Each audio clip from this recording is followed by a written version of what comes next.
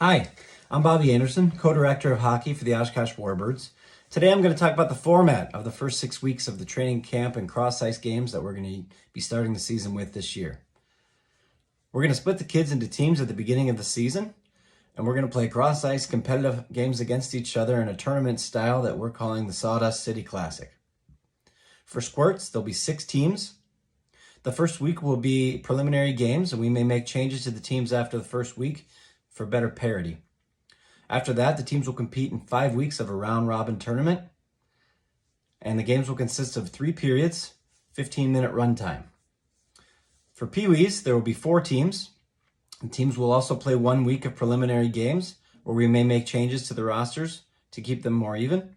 After that, there will be 3 weeks of round-robin play and 2 weeks of bracket play.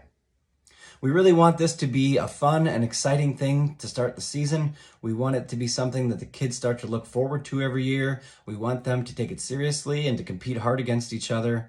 And we really want it to be a fun experience for everyone. We want the parents to come and fill the stands and cheer for their players. We want to have music playing the entire time. We want our mite players and our squirt players to see this and see that this is something fun and exciting that they can look forward to every year.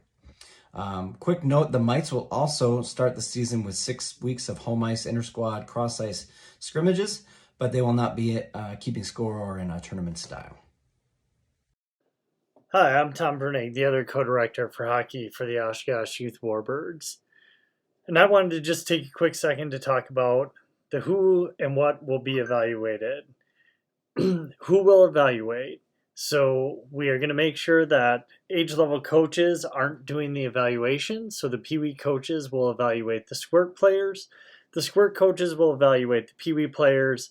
And in the final 2 weeks, we're going to have some UWO players come in to help us decipher which way the bubble players should go. So that gives you an idea of who's going to be evaluating.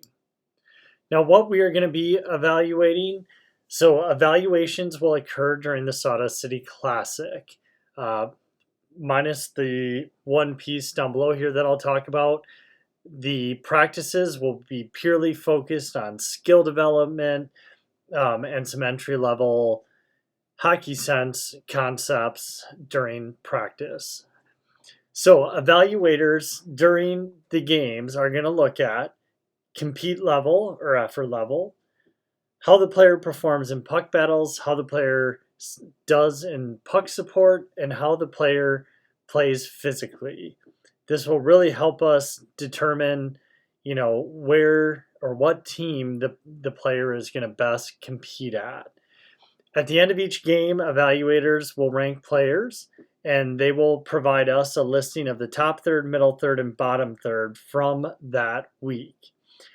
And we are going to collect those after every game. So if a player has a bad week, no big deal. The next weeks, they'll be able to pick up from that. And the averaging over the 6 weeks will really help us with team placement. We're also going to grab a couple of quantitative measurements. We'll do some speed timings that'll be taken on the 4th week of training camp. And we'll have an agility station that we time them at, a forward speed station, and a backward speed station. Last, as Bobby said, please encourage your child, right? We don't need to put any undue pressure on the players to make a certain team. Just encourage them to work hard and have fun. And really, what this whole evaluation process is to get players on the right team that'll help facilitate their development over the season, right? We want players with like abilities together so we can move all of those players together as the season goes on. As Bobby said, if you have questions, please let us know. You have our email here. Please include your name, phone number, and even the best time to reach you at. Most questions about this stuff are quite complex, and it's best for us to talk them out via phone so we can answer any follow-up questions right away. Thanks and have a great day.